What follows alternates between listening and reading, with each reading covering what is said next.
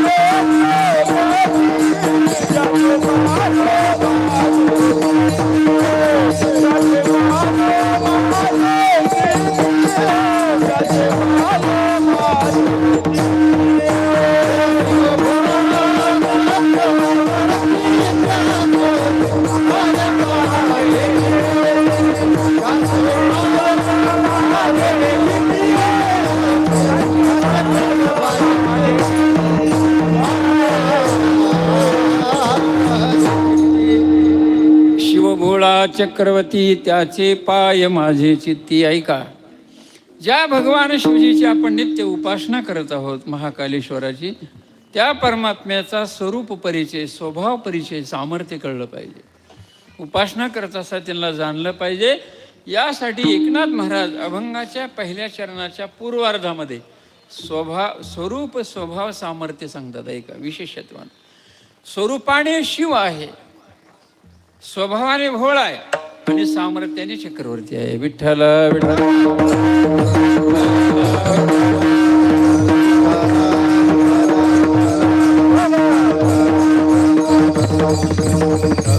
कैलासीचा Dev भोळा Chakraborty,